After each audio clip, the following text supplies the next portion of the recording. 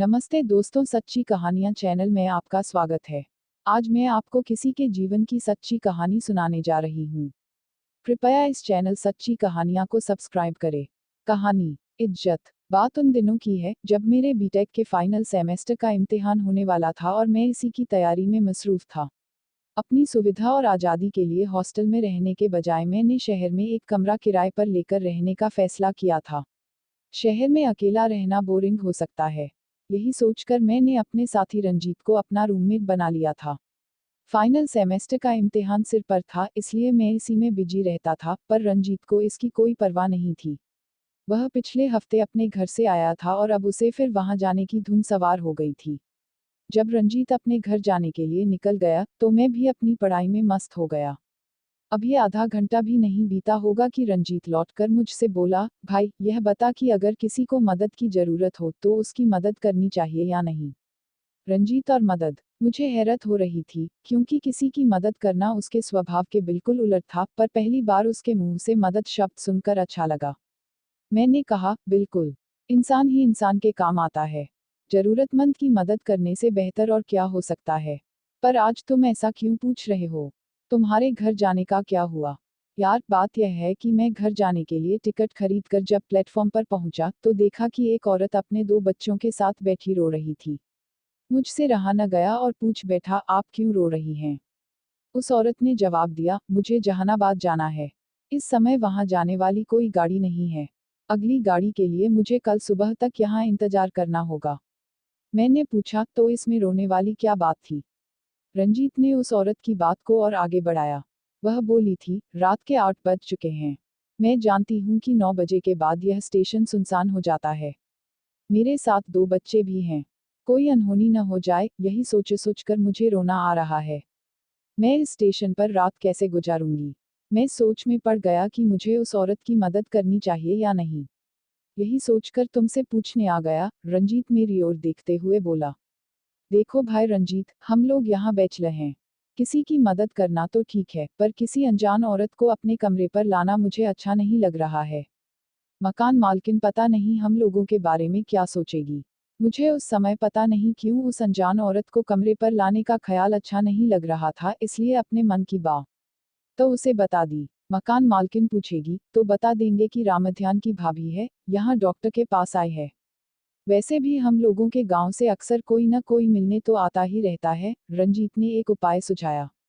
आपको बताते चले कि जिस बिल्डिंग में हम लोग रहते थे उसकी दूसरी मंजिल पर रामध्यान भी किराए पर रह रहा था।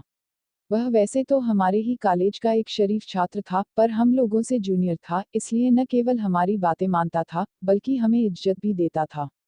ठीक है, अब अगर तुम उस औरत की मदद करना ही चाहते हो तो मुझे क्या दिक्कत है? रामध्यान को सारी बातें समझा दो। रंजीत तेजी से सीढ़ियां चढ़ता हुआ रामध्यान के पास गया और उसे सारी बातें बता दी। उसे कोई दिक्कत नहीं थी, बल्कि उस औरत के रात भर रहने के लिए वह अपना कमरा देने को भी तैयार था। वह उसी समय अपनी कुछ किताबें लेकर हमारे कमरे में रहने चला आया। अब तुम जाओ रंजीत, उसे ले आओ। और हाँ, उसे यह भी समझा देना कि अगर कोई पूछे तो खुद को रामध्यान की भाभी बताए। नहीं, तुम भी मेरे साथ चलो, वह मुझे भी अपने साथ ले जाना चाहता था। मुझे पढ़ने दो यार, इम्तिहान सिर पर हैं। मैं अपना समय बर्बाद नहीं करना चाहता, मैं बहाना करते हुए बोला। अच्छा, किसी की मदद करना समय बर्बाद करना होता है? तुम्हारा अगर नहीं जाने का मन है तो साफ साफ कहो। वैसे भी एक दिन में तुम्हारी कितनी तैयारी हो जाएगी। एक दिन किसी की मदद के लिए तो कुर्बान किया ही जा सकता है। रंजीत किसी तरह मुझे ले ही जाना चाहता था। ठीक है भाई, जैसी तुम्हारी मर्जी। आज की शाम किसी की मदद के नाम में मजबूर होकर बोला। थोड़ी देर में मैं भी तैयार होकर उसके साथ निकल पड़ा। रंजीत आगे आगे और मैं पीछे पीछे। वह मुझे स्टेशन के सबसे आखिरी प्लेटफॉर्म के एक छोर पर ले गया, जहां वह औरत अपने दोनों बच्चों के साथ बैठी थी। वह हमें देखकर मुस्कुराने लगी। न जाने क्यों उसका इस तरह मुस्कुराना मुझे अच्छा नहीं लगा। मैं सोचने लगा कि न जाने कैसी औरत है, पर उस समय मुझसे कुछ बोलते नहीं बना। स्टेशन से बाहर आकर मैंने 2 रिक्शे वाले बुलाए।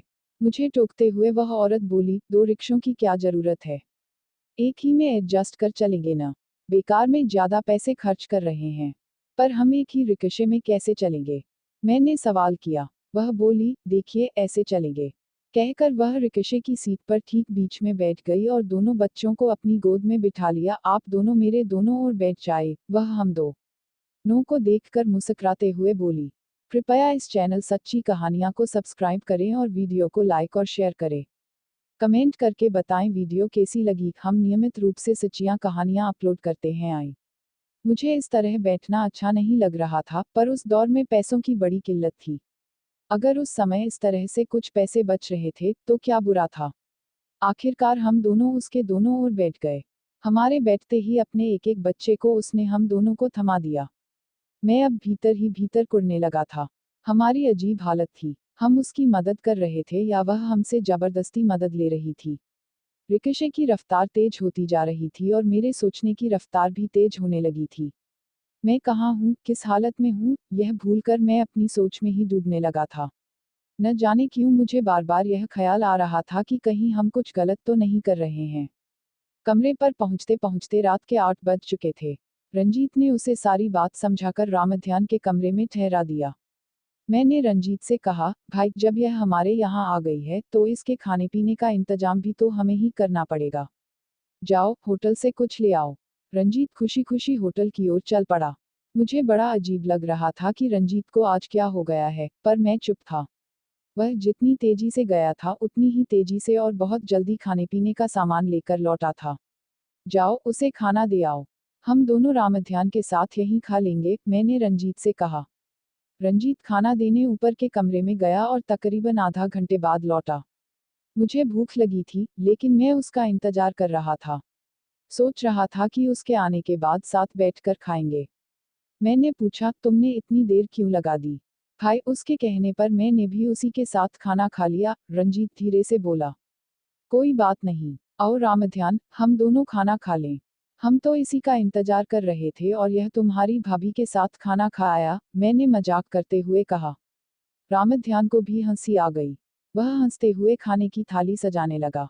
रात को खाना खाने के बाद अक्सर हम लोग बाहर टहलने के लिए निकला करते थे, इसलिए खाने के बाद मैं बाहर जाने के लिए तैयार हो गया और रंजीत को भी तैयार होने के लिए कहा। आज मेरा जाने का मन नहीं है, रंजीत टालमटोल करने लगा। आखिरकार मैं और रामध्यान टहलने के लिए निकले। तकरीबन आधा घंटे के बाद लौटे। वापस आने पर देखा कि हमारे कमरे पर ताला लगा हुआ था। रामध्यान ने हंसते हुए कहा, भैया, हो सकता है रंजीत भैया भाभी के पास गए हों। हो सकता है, जाकर देखो, मैंने रामध्यान से कहा। थोड़ी देर बाद रामध्यान और रंजीत हंसते मुस्कुराते सीढ़ियों से नीचे आ रहे थे। भाभी जी तो बहुत मजाकिया हैं भाई। सच में मजा आ गया, उतरते ही रंजीत ने कहा। अब हंसना छोड़ो और जल्दी कमरा खोलो। वे दोनों हंस रहे थे, पर मुझे गुस्सा आ रहा था। मैंने चुपचाप कमरे में जाकर अपने कपड़े बदले और बेड पर सोने चला गया। थोड़ी देर तक बेड पर लेटे लेटे मैंने पढ़ाई की और उसके बाद मुझे नींद आ गई। देर रात को रंजीत और रामध्यान की बातों से मेरी नींद टूटी। उन दोनों को देखकर लग रहा था कि वे दोनों अभी अभी कहीं से लौटे हैं। मैंने उनसे पूछा, तुम दोनों कहाँ गए थे और अभी तक सोए क्यों नहीं? कहीं कहीं नहीं, बस अभी सोने ही वाले हैं, दोनों ने अकसुर में कहा। थोड़ी देर बाद रंजीत ने मुझे जगाते हुए कहा, भाई, तुम्हें एक बात कहनी है। इतनी रात को? बोलो, क्या बात कहनी है? मैंने पूछा। तुम बुरा तो नहीं मानोगे? उसने पूछा। अगर बुरा मानने वाली बात नहीं होगी तो बुरा क्यों मानूंगा? मैंने कहा। तुम चाहो तो भाभी जी के मजे ले सकते हो, रंजीत थोड़ा संकोच करते हुए बोला। क्या बक रहे हो रंजीत? तुम्हें क्या हो गया है? मैंने हैरानी और गुस्से में उससे पूछा। भाई, अच्छा मौका है, चाहो तो हाथ साफ कर लो। रंजीत के चेहरे पर इस समय एक कुटिल मुस्कान थी। वह अपनी इसी मुस्कान से मुझे कुछ समझाने की कोशिश कर रहा था। हमने उसे सहारा दिया है, वह हमारी मेहमान है, तुम ऐसा कैसे सोच सकते हो? मैंने उसे समझाते हुए कहा। इस तरह भी हम उसकी मदद कर सकते हैं। मैंने उससे बात कर ली है। एक बार के लिए 200 रुपए में सौदा पक्का हुआ है। वह मुझे ऐसे बता रहा था जैसे कोई बड़ा उपहार भेंट करने जा रहा हो। मुझे तुम्हारी सोच से घिन आती है रंजीत। आखिर तुम अपने असली रूप में आ ही गए। मुझे हैरत हो रही थी कि तुम भला किसी की मदद कैसे कर सकते हो। अब तुम्हारी असलियत सामने आई। मुझे पहले से ही शक हो रहा था, पर मैं यह सोचकर चुप था कि चलो, एक अच्छा काम कर रहे हैं। अच्छा क्या खाक कर रहे हैं? मुझे उस पर गुस्सा भी आ रहा था, पर इस समय उसे समझाने के अलावा मेरे पास दूसरा कोई रास्ता नहीं था। रंजीत कुछ नहीं बोला, वह सिर झुकाए बैठा था। थोड़ी देर तक हम दोनों ऐसे ही चुपचाप बैठे रहे। रामध्यान अब तक सो चुका था। थोड़ी देर बाद रंजीत बोला, ठीक है भाई, सो जाओ। मैं भी सोता हूँ। सुबह जब मैं उठा तब तक 7 बज चुके थे। रामध्यान की तथाकथित भाभी इस समय हमारे कमरे में बैठी थी। रामध्यान और रंजीत भी उसके पास ही बैठे थे। मैं आपके ही उठने का इंतजार कर रही थी। मुझे देखते हुए वह बोली, क्या हुआ? मैंने पूछा। हुआ कुछ नहीं, मैं जा रही हूँ। कुछ बख्शीश तो दे दीजिए, उसने हंसते हुए कहा। बख्शीश किस बात की? मुझे हैरानी हुई। देखो मिस्टर, आपके इस दोस्त ने 200 रुपए में एक बार की बात कर मेरी इज्जत का सौदा किया था। इन दोनों ने दो दो बार मेरी इज्जत को तार तार किया। इस तरह पूरे 800 रुपए बनते हैं। और ये हैं कि मुझे केवल 400 रुपए देकर ट्रकाना चाहते हैं। मैं भी अड़ चुकी हूँ। बंद कमरे में मेरी इज्जत जाते हुए किसी ने नहीं देखा।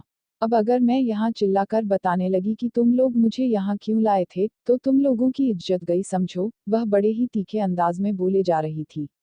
मैंने रंजीत और रामध्यान की ओर देखा। वे दोनों सिर झुकाए चुपचाप बैठे थे। मुझसे कोई भी नजरें नहीं मिला रहा था। मैं सारी बात समझ चुका था। यह भी जानता था कि रंजीत और रामध्यान के पास और पैसे नहीं होंगे। ऐसे में मुझे ही अपनी जेब ढीली करनी होगी।